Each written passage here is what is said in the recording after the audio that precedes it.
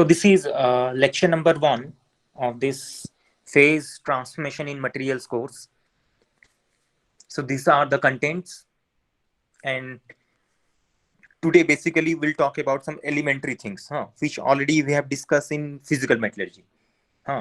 So first few lectures, like lecture number 1, 2, 3, will be like a elementary topic, and we'll be talking about some introduction to physical metallurgy part, and also we'll talk about some thermodynamics. So these are the contents. So this contents is what is phase transformation, what are materials, basically engineering materials, right? Then concept of identification of number of phase, and importance of studying phase transformation. So these are the today's menu. We'll discuss about these things today. So introduction to phase transformation of materials. It is phase transformation in materials. Fine. So you can see phase transformation in materials, right?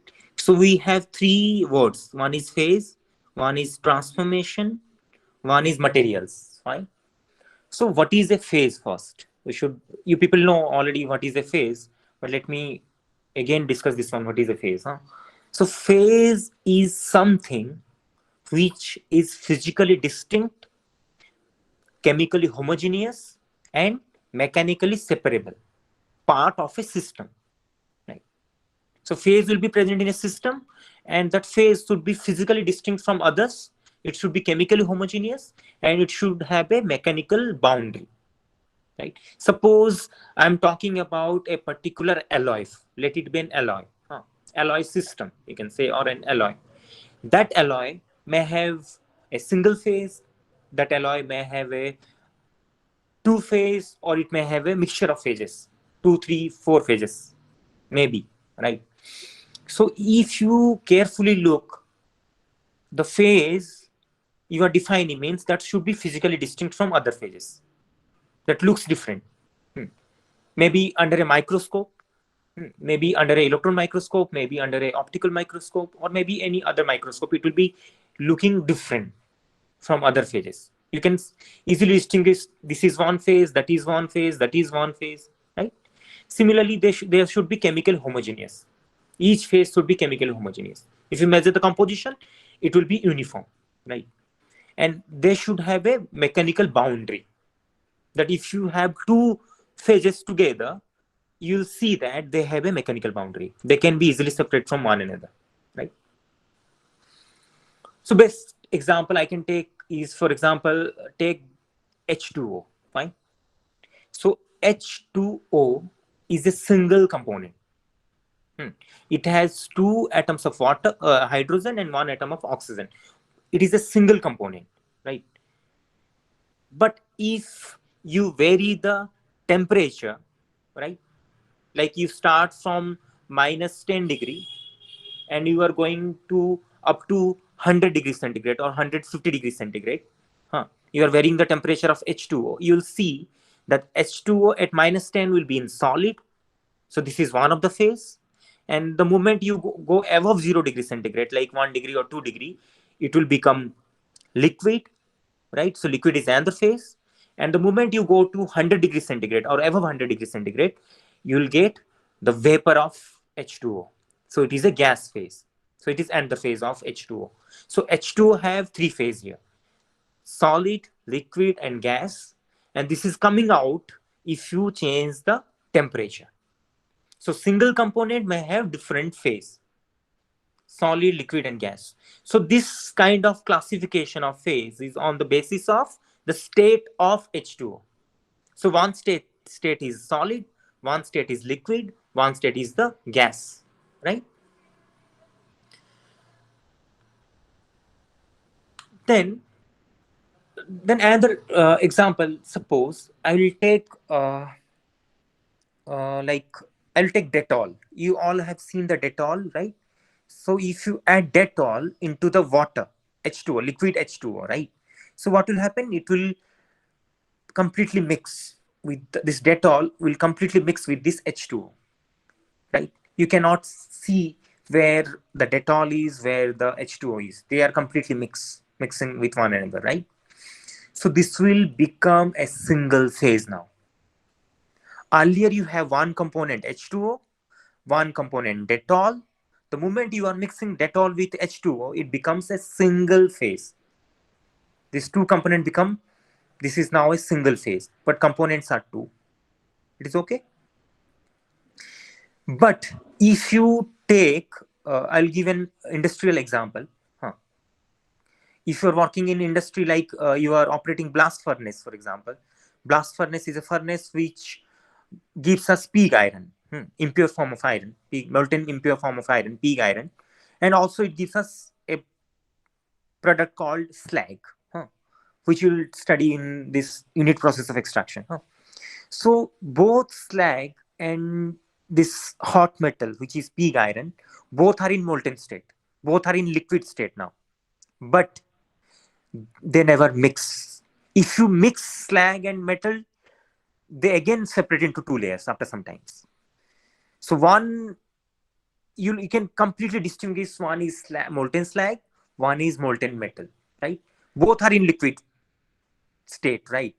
So even if they are in both are in liquid state and they are immiscible, slag is not mixing with molten metal or molten metal is not mixing with molten slag. So slag is one phase, your molten metal is one phase, right? So you have to remember, if two liquids are immiscible, then they form two different phases. But if two liquids like Dettol and water, they are mixing completely, or you take alcohol and water, or ethanol and water, right? So they become a single phase, right? So if two liquids are mixing completely, they become a single phase. If two liquids are not mixing, they form two different layers. So that means they have a mechanical boundary between them, right? They're chemical homogeneous and they are physically also distinct, right? So they are two different phases. It is okay. You take oil and water, right? Just mix few drops of oil, any oil, any edible oil, into the water. You'll see the droplets of oil is floating on the water. Or if you mix them, the oil may go into the water, but it will not mix. It will form a separate layer, or it will form a separate spherical particles in the water, right? So this water is one phase, oil is another phase. Why? Because oil is not mixing with water. They're immiscible. But both are liquid. Oil is also liquid, water is also liquid. So if two liquids are not mixing, they will form two separate layers. So they are two different phases. But if they are mixing, like I can take an example of milk and water, right? Or milk and coffee. Or you take a coffee. Coffee is liquid, right? You mix solid powders of coffee into the water and you make a black coffee. Then you add milk into it. You'll see they are completely mixing with one another, right? So again, this is a single phase because both are liquid. Coffee is in liquid form and milk is in the liquid form, but they are mixing, so they form a single phase. Fine. But now, if I talk about the gases, right? Suppose I take a container. In that container, I purge argon gas. Then I also purge nitrogen gas into that same container. At the end, if you'll see, one component is argon, but one component is your nitrogen. But in that container, they will be completely mixed. You cannot distinguish where argon is, where the nitrogen is, right? Atomically, they will mix, or molecularly, they will mix, you can say, right? So you'll end up with a single phase again. The best example of single phase in gaseous form is the air itself. The air contains oxygen, nitrogen. Nitrogen is the major constituent of the air, right? Nearly like above 89% by volume, you can say. And nearly 21% your oxygen, right? Or 21.5. And rest one is your carbon monoxide, your other gases, right? So it will constitute air, right? So air contains this nitrogen gas, this oxygen gas, this carbon monoxide gas, some other gases are also there, inert gases, right? So all are different components, but air is a single phase. So whenever I'm talking about any gaseous phase, Gaseous means mixture of gases means it is a single phase again. I think up to this it is clear.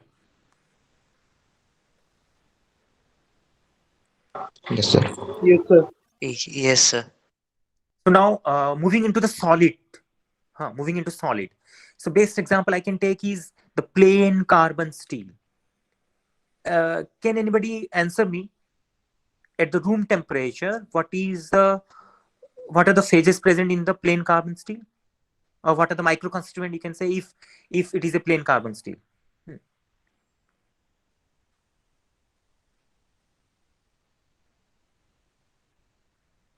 What are the micro constituents in a plain carbon steel? The carbon percentage is how much in a plain carbon steel? 0.025, for example. Starting from very little carbon to let it be 0.025. Sir, at room temperature, perlite Or phase. it may be 0. Ferrite. Sorry, 0.25. Basically 0.25, not 0.0. This is 0.25, for example. Maximum carbon percentage is 0.25. Sir, alpha plus Fe3C.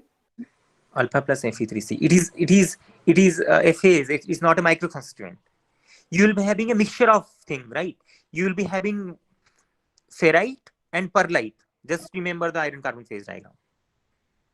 Right? Ferrite and perlite will be there because one boundary is your 100% perlite, 0.8 or 0.77, and one boundary is pure iron.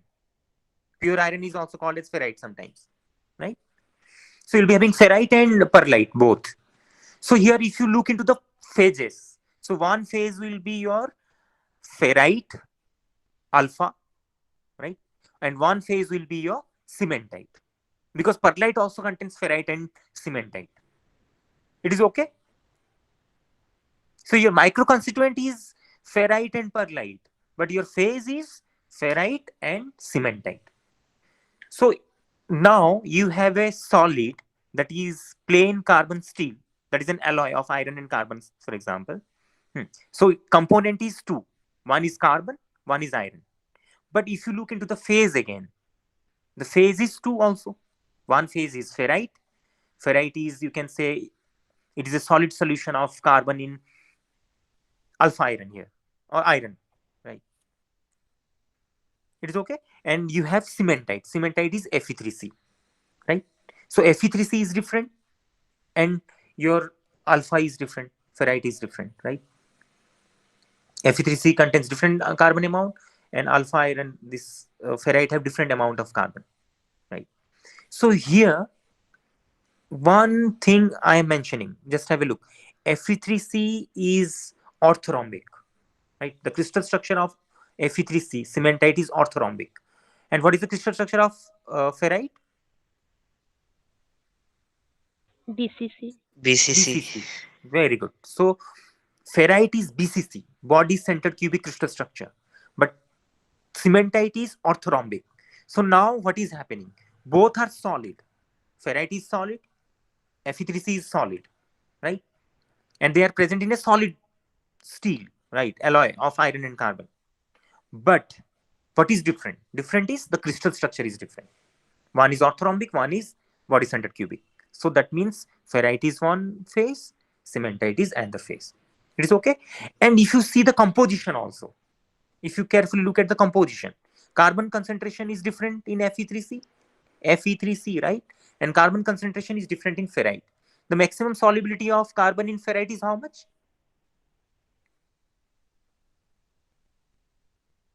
What is the maximum solubility of carbon in ferrite? Alpha ferrite. 0.025. 0.025. Excellent. Yes. And you can calculate the how much carbon is present in cementite also. It will be somewhat higher. Right? How much? 6.67. 6.67. Right? So again, if you have two solids together, right, and they are chemically different, the chemical composition is different. So again, they are two different phase. It is okay? Fine. Let me repeat it again, otherwise.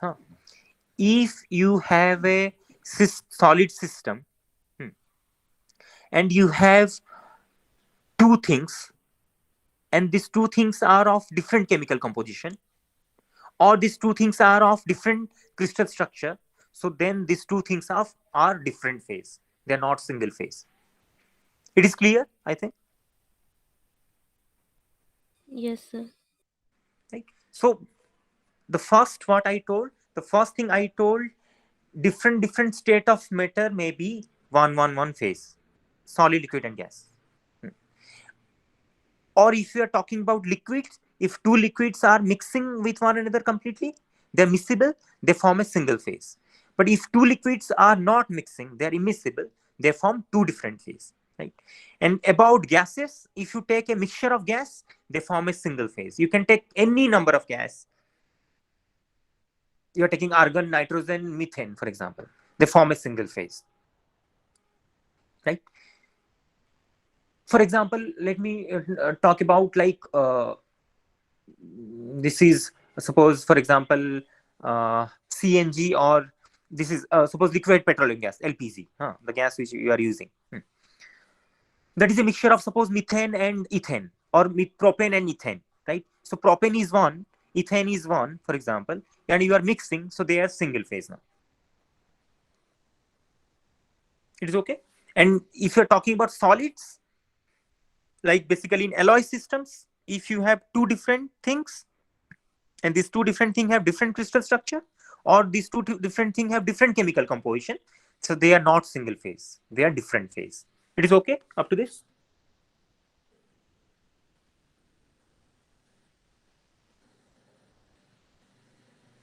Yes, So I sir. think Yes, sir. what is a phase you can define, and you can give examples also. It is okay? Yes, The next sir. part is phase transformation. Okay, can I get an answer from you? What is the meaning of phase transformation? Already we have discussed this in IPM also. What is the phase transformation means? Change in state or change in crystal structure. Okay, very good. Yeah. So phase transformations, that means a particular phase will not remain, it is becoming something else, right? It is converted into another phase. So that is called transformation. For example, if you remember in steels, if you remember, we consider a parent phase and we consider some product phases. Anybody remember what is a parent phase in the steel? Aus- Austenite. Austenite, yeah, very good. Austenite. So austenite is the parent phase, because whenever we are doing any kind of heat treatment, we always take the steel to the austenitizing temperature, where everything become austenite. And austenite, anybody remember austenite is a single phase or mixture of phase? Single. Austenite is a single phase, right? Very good. And it is having a crystal structure of phase centered cubic, FCC. FCC. Yeah, very good. So in any heat treatment, if you remember, we basically take the steel to the austenitizing temperature, where we have austenite phase, which is a single phase, because we have only FCC, right? All the grains of the steel become FCC. That is austenite, fine. But the moment we are cooling it different rate, if the cooling rate will be different, then we will end up with different products, right? It may be your ferrite, it may be your perlite, it may be your benite, it may be your martensite, or it may be something else. So from a single phase, we can get multiple phases depending upon the rate of cooling, right? So that means here the austenite is transforming into different phases, or different micro constituents or microstructures, you can say, right? So this is one kind of phase transformation, right? Because the crystal structure is changing. Suppose initially you have austenite and the product is ferrite, for example, right? So that means at high temperature, we have a phase called austenite, which is FCC in the solid state, and you are cooling it and you are getting, suppose, ferrite, BCC. So BCC is different, FCC is different. So they are, ferrite is different phase and austenite is different phase. So this is called phase transformation, right? But this is a solid state phase transformation, because austenite was in solid state, ferrite is also in the solid state. So it is solid state phase transformation. So similarly, if you remember, we are talking about nucleation and growth in liquid to solid transformation. It is okay. So initially, you take, suppose, liquid aluminium, molten liquid aluminium is there, right? You cool it, it will become solid aluminium. So that means liquid aluminum is one phase. Now solid aluminum is another phase. So this is called liquid to solid transformation.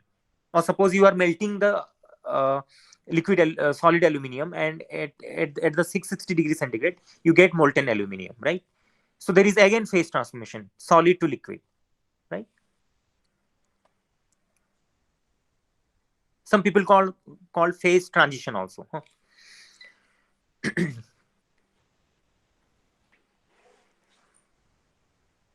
Then what are materials, right? So the third part is the materials. Huh? You can see. So what are materials? So materials, if you remember, we have. Acha, how many kind of engineering materials we have? Anybody remember from Introduction to Physical Metallurgy class? 3 types. 3 types. Very good. What are those? Metals, Ceramic, ceramic, polymer, polymers. metal. Very good.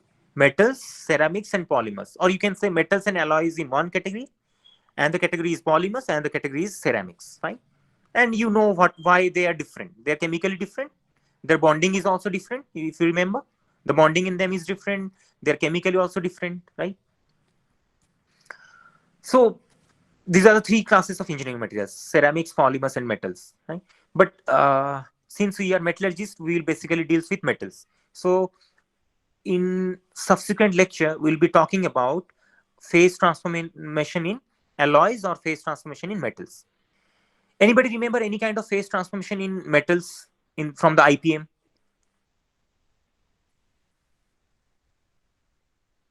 The best example is tin, if you remember. The tin,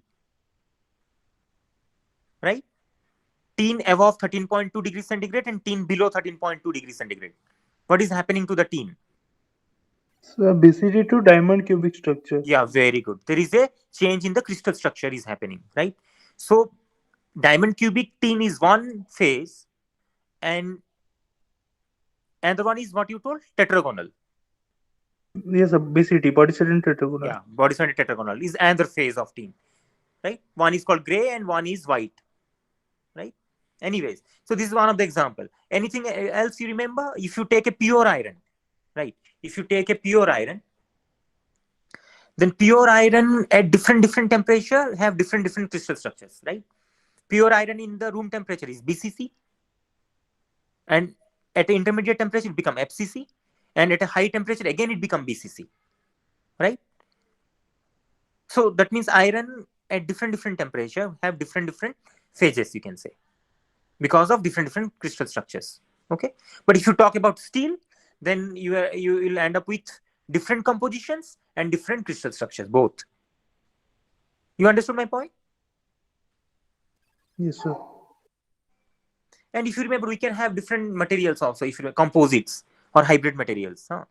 It is a mixture of metals or polymer ceramics or polymer metals. We'll not talk about those things. Huh? Phase transformation, those we will not talk about. Fine. And we can have also semiconductor materials, biomaterials, which we already have discussed about in physical metallurgy. Fine. So next is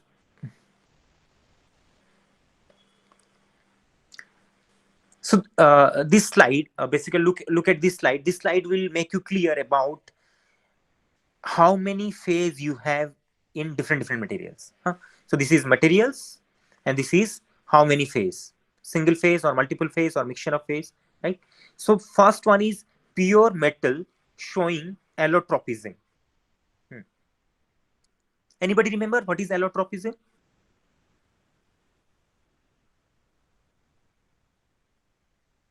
Nobody remember what is allotropism? Like carbon have different allotropes. Anybody remember what are different allotropes of carbon? For example, it is not a metal, but it is a material. For example, huh? One is diamond, graphite, graphene. Very good. Graphite, graphene, fullerene. Right. These are different allotropes of carbon. Diamond also. Diamond, graphite, graphene, and this fullerene. Right. All are, if you see, all are carbon, right? It may be graphene, it may be your graphite, it may be your fullerene. All are carbon, right? They're chemically same, but physically they are different. If you look at the structure of graphene, it will be different from the fullerene. If you look at the structure of fullerene, it will be different from the graphite. If you look at the structure of diamond, it will be different from the graphite. So every time the structure is different here, but the material is chemically same, carbon. So allotropes means, you understand, allotropes means they are chemically same, but physically they are distinct, or they are chemically same, but structurally they are different. It's okay. So pure metal showing allotropism, the best example of pure metal showing allotropism is what? Anybody remember? Best example is the iron, right? Iron is, that is iron, right? Chemically iron, but at different temperature or pressure, it may be BCC, it may be FCC, it may be HCP. Anybody remember when iron remains in HCP form? What is the condition to get HCP iron? I'm So talking high about pressure. Fast very cooling. high pressure. Yes. Uh, if you go into the earth, then where you'll find this FCC? Oh, sorry, HCP iron. In the core. In the core, yes. In the core, the earth core is made up of two, outer and inner core. Where you'll find? Sir, inner core. Inner core, very good, right? Because inner core is solid, if you remember. Because the pressure is so high that iron do not remain in molten state. It becomes solid. And that solid iron is basically HCP because of very high pressure. Okay, fine. So pure metal showing allotropism. Iron is showing allotropism, right? It has different crystal structure at different temperature and pressure. So how many phase it will be having? Single or multiple? Multiple. Multiple. But the condition is what? If the temperature is different, if the pressure is different, right? But next one is pure. Anybody remember any other examples of metal showing allotropism? Titanium, right? Titanium at room temperature is what? And at high temperature, 840, above 840, it is what? Titanium is HCP at room temperature, right? But if you go to a high temperature like 840 or above that, you'll get BCC form of titanium, right? So titanium is and the metal which shows allotropism. So if you change the temperature, you can get different phase again. And the example is tin, if you remember, as I told, tin. And other examples, you can figure it out. Cobalt, Huh? Cobalt, very good. Cobalt at room temperature is what? SCP, HCP. At high temperature, it becomes FCC. FCC. Yeah, very good. That is why cobalt is also used as an superalloy. That is called cobalt-based superalloys, right? Because FCC is a closed pack structure. Diffusion is very low in FCC material, right? That's why the creep resistance of cobalt-based superalloy is also good, because at high temperature, creep failure is there, right? But the creep resistance of cobalt-based superalloy is good because of this face-centered cubic structure. It is a very close pack structure. Diffusion is very low, or diffusivity is very low. Anyways, next one is pure metal do not showing allotropism. So how many phase you have? Suppose I'm talking about aluminium, pure aluminium, right? In solid state. So it will be having how many phase? Only single phase. The crystal structure is not changing. That's why it is a single phase aluminium. Up to molten state, starting from the room temperature to the molten state, aluminium will remain in FCC only. So there is no change in crystal structure. So it is a single phase now. You take pure copper again. Pure copper is also FCC. You take the pure copper to the melting point. Up to melting point, it is remain in FCC always. So it is a single phase again, right? But if you take iron, if you take tin, if you take cobalt, at different temperature, it has different crystal structure. So each crystal structure is one phase. It is okay. The next one is alloy showing different structure at different temperature, different parameters. Okay. Sorry, alloy showing different structure. Okay. At different parameters. Different parameters means pressure and temperature. So it is again different phase. The best example is the iron and carbon alloy system. Sometimes you have cementite. Sometimes you have alpha, that is ferrite, which is BCC. Sometimes you have cementite, which is orthorhombic, right? Sometimes you have austenite, which is FCC. It is okay. So you are taking an alloy system of iron and carbon at different parameters of temperature and pressure. You are getting BCC, FCC, and orthorhombic, right? So again, different phase.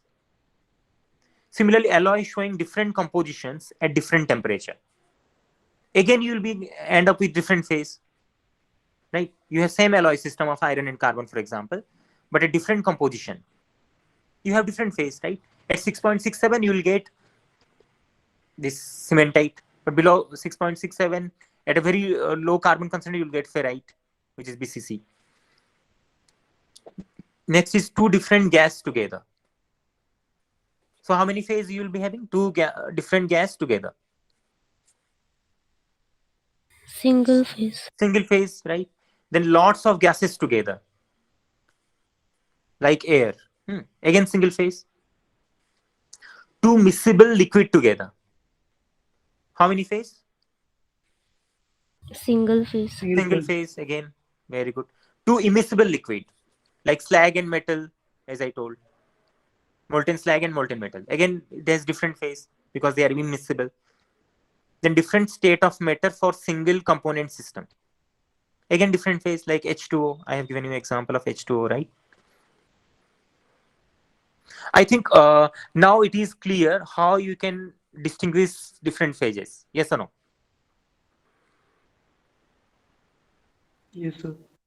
Now just look at this slide. I have shown you. This is a microstructure of austenite, and this is a microstructure of perlite. So what is happening? This is FCC, and this is a mixture of phase perlite, which is containing ferrite and cementite. Ferrite is BCC, and your cementite is orthorhombic. Fine. And chemical composition of ferrite is different. Chemical composition of your cementite is different. And this is a single phase. This single phase is getting transformed into perlite. So this is an example of solid state phase transformation. You can see the structure also. You can see the grain structure, how this is and how this is. And if anybody remember how to identify the microstructure is austenite, what is the easiest way to see under a microscope? What is the easiest way to see the austenite phase? How you can distinguish the austenite phase from anything else?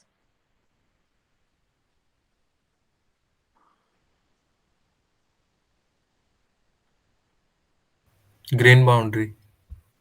Yes. So you can only see grain boundaries, grain and grain boundaries, right? Because austenite is a single phase. Whenever you have a single phase, you can only see grain and grain boundary. Nothing else will be there, right? But once there will be two different phase, you will see something else, some different features you will see. You'll see grain boundaries, but you will see different features also, addition to that. Some dark regions, some bright regions, right? Like ferrite is brighter and cementite is darker, right? So this is the way to distinguish two different phases because they are physically distinct now, darker and brighter, right? And they have a mechanical boundary between ferrite and cementite. Okay, this is a image showing you molten slag over molten metal. You have to remember, slag, you have molten metal and molten slag, you mix it. After some time, they will again separate into two layers. The bottom layer will be of metal, the top layer will be of slag. Because slag and metal are immiscible. They are two different phases, right? Because the composition is also different.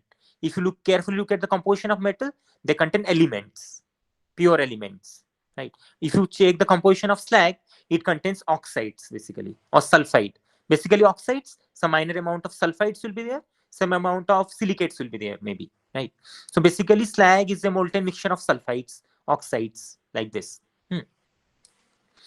So chemically they are different. One is elements, one is oxides. So they are chemically also different. So slag is chemically different from molten metal. Molten slag is chemically different from molten metal. In terms of chemical compositions, they are also different in terms of their appearance also somewhat. Fine. And they have a mechanical boundary because they are not miscible, they are immiscible. Fine. And density of slag is always lower than density of the metal. So metal always lie at the bottom. On the top, the slag will be there. Fine. Now the question is importance of studying phase transformation. So why we should study this phase transformation subject? What is the importance of this particular course in the day-to-day life or in the engineering application? Right. So if you remember, you right, we have this one. Let me show you this one. Anybody remember what is this called? Let's look at this one.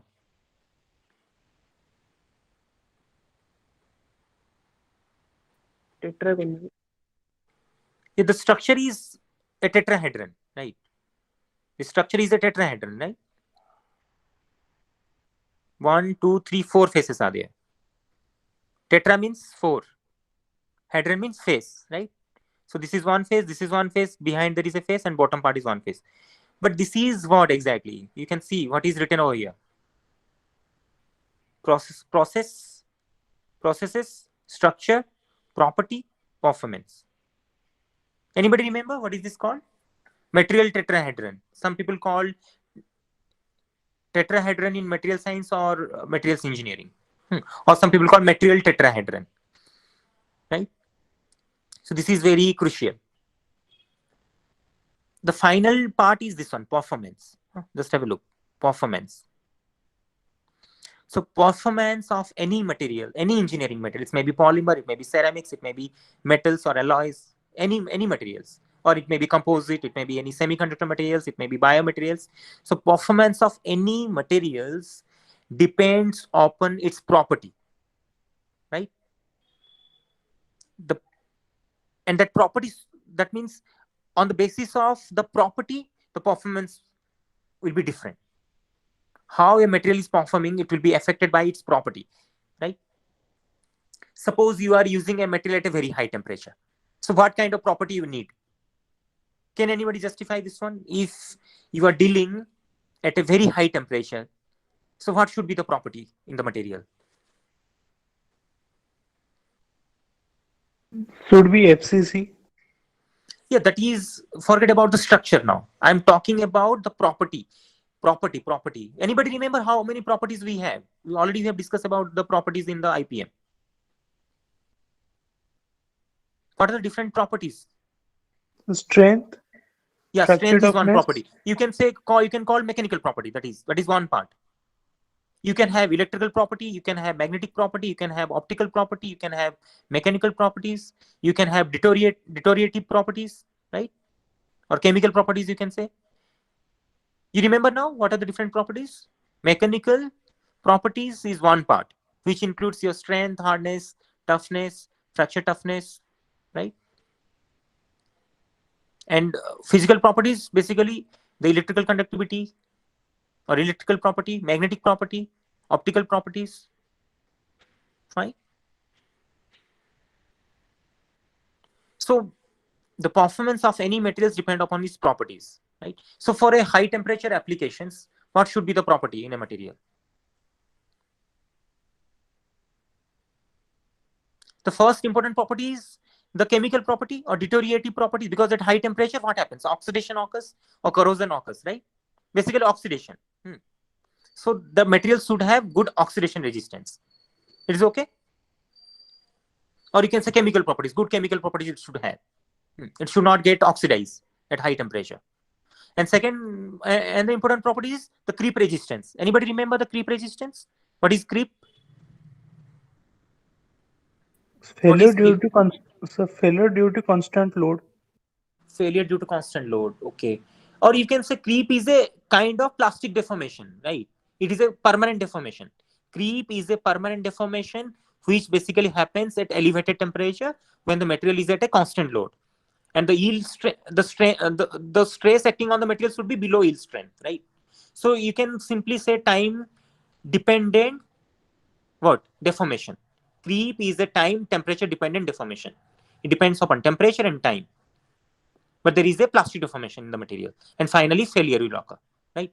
So anybody remember how creep failure occurs? Basically due to diffusion. One part is the diffusion, basically. And diffusion is significant at high temperature, right? So that means you are going to use a material at high temperature. So the material should possess high creep resistance property, right? It is okay. It should possess high oxidation resistance property, high creep resistance property, right? So again, this kind of properties, this kind of properties depends upon the structure, what kind of structure you have, right? So properties will be affected by the structure. If you change the structure, you can change the property. For example, creep resistance.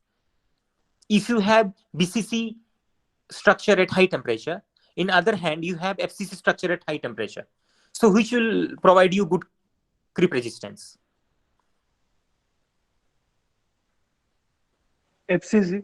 FCC, because FCC will prevent the diffusion. The diffusion will be very slow in FCC because of closed pack structure.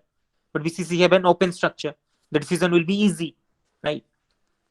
And if there will be a diffusion, significant amount of diffusion at high temperature, what will happen? Creep failure may be there, right? You want a good creep resistance material. So you can keep the material FCC at high temperature. Okay.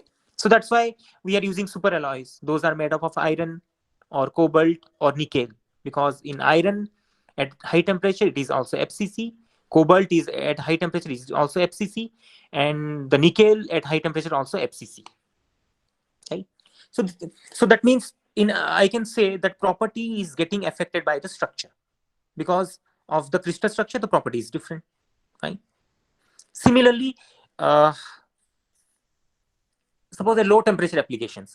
Suppose I'll talk about any low temperature applications where I need where I need high strength or high hardness. So what should be the grain structure? Can you tell me? You need high strength and high hardness at low temperature. Suppose room temperature, right? So what should be the grain structure you should have? Finer or coarser? Finer. Finer. Very good. You have seen the Hall Page relation, no? D. Sigma y. Oh, sorry. Sigma y. Yes, sigma y. Sigma y is equal to sigma naught plus k d to the power minus half. You remember this one? Hall Page relation. Sigma y is what? Yield strength.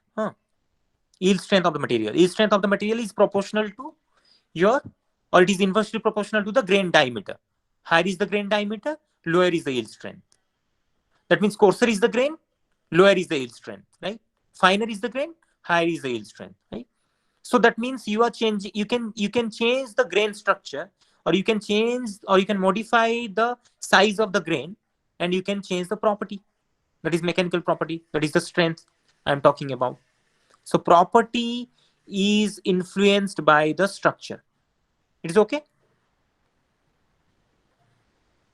Yes, Another sir. example I can give you, right? Suppose you have a nickel-based superalloy.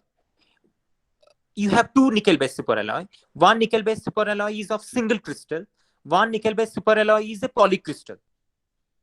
So that means the structure is same or different now?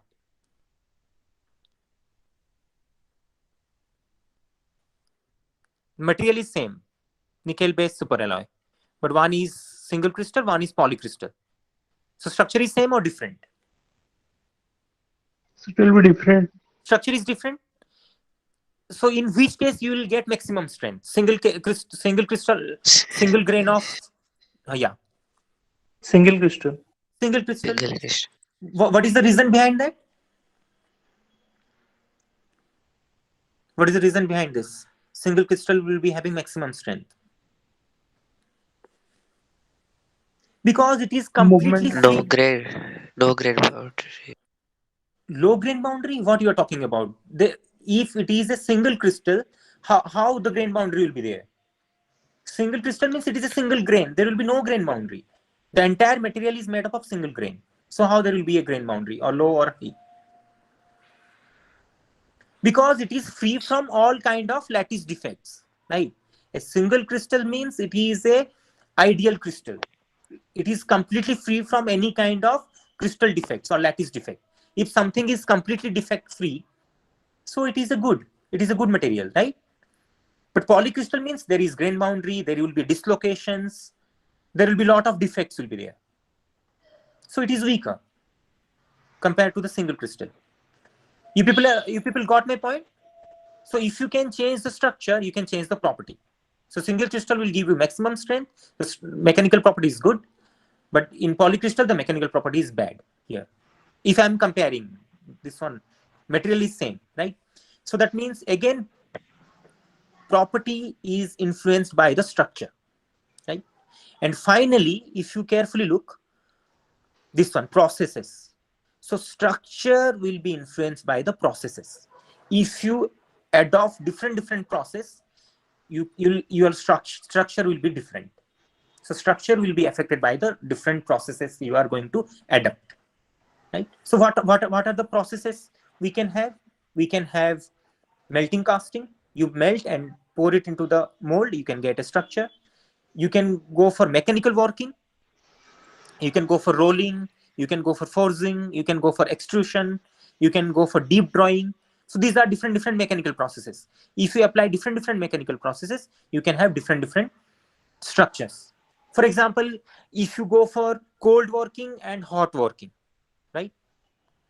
So your structure may be different, right? How, anybody remember how the structure will be different if you go for cold and hot working?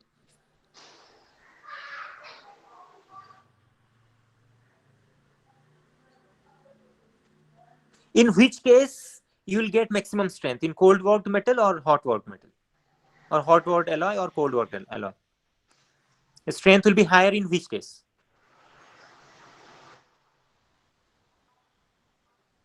Okay, anybody remember what is the difference between cold and hot working? Cold working and hot working.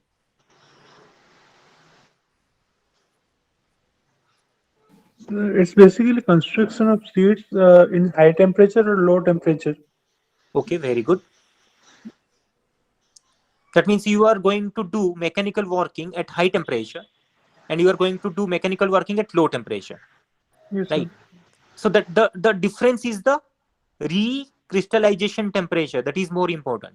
If you are doing mechanical working above recrystallization temperature, that is called hot working. If you are doing mechanical working below recrystallization temperature, that is called cold working, right? So recrystallization temperature is the center point which differentiate which working is hot working, which working is cold working, right? And what is recrystallization temperature? Anybody remember?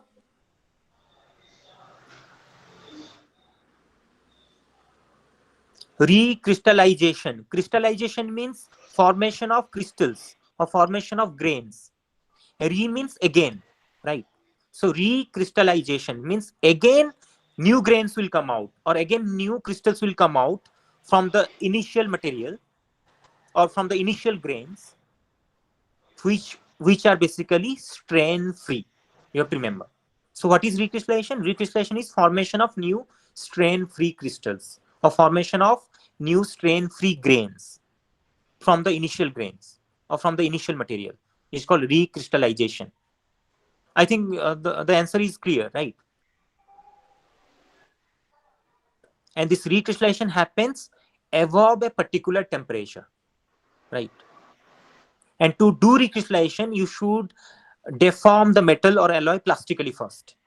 That is called cold working. So do cold working on the metal, then you heat it, the recrystallization will start, right? So anyways, we'll not go into the depth now. The point is, if you do cold working, you'll be having a different crystal structure. If you do hot working, you will be having a different crystal structure. Basically, cold worked alloy have a higher strength compared to hot worked alloy because of different structure only. So this is your assignment. Go through the difference between cold working and hot working and look at the grain structure after cold working and look at the grain structure after hot working. And you need to justify that how the strength is higher in cold work metal, not in the hot work metal. Fine. You can have a powder metallurgy route, right? Powder metallurgy route is different route. Melting casting is different route. Mechanical working of ingot means rolling, forging, extrusion is different routes. You can go for surface modification, like you can go for carburizing, nitriding, right? Lot of things are there. So all routes are different. So this different processing will give you different structures in the material, and different structures will give you different properties. And if the properties will be different, the performance will be different. So this is a relationship. First comes the processing, then comes the structure, then comes the properties, then finally there will be a performance. So there is a linear relationships, you can say, or there is a tetrahedron kind of thing. All are interrelated with one another, right? So I can simply say performance will be affected by processing. Yes or no? Is it correct to say performance depends upon processing? Is it true or not?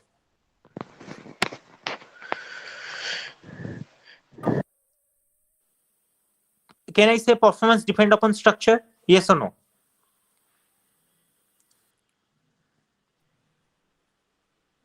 Yes, sir. Yes. Yes. The answer is yes, right?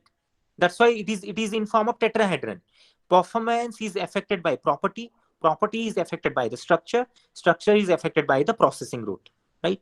So in the same way, I can say performance is affected by processing. Performance is affected by structure. Performance is affected by properties. Or in other way, I can say properties is affected by processes. Properties is affected by structure. They all are interrelated with one another. So that's why they are in form of a tetrahedron, right? That is called structure property correlation. Okay. I think, okay, fine. There is a concept, processing parameters. So processing parameters of variables are what? When you are doing processing. So while you are processing any material or metals or alloys, so there should be parameters. One parameter is temperature, one parameter is stress or pressure, one parameter is chemical composition, one parameter is volume and strain. You should remember these things, right? So now the question is this one. What is the need of studying this phase transformation course? The answer is here. So by help of phase transformation modification, modification of structure is done. This is important. By help of phase transformation, we can modify the structure. So without knowing the phase transformation, we cannot control the material's property. Why? Because material's property depend upon the structure, that's why. So we should have a good knowledge on phase transformation. How the material is changing its structure at different temperature, or at different pressures, or in any different parameters, or any different conditions, right? So by knowing this phase transformation, we can control our properties, because different phase have different properties, because different phase have different structure. That is another reason, right? Okay, I'll stop here for today. If you have any questions, you can ask me right now.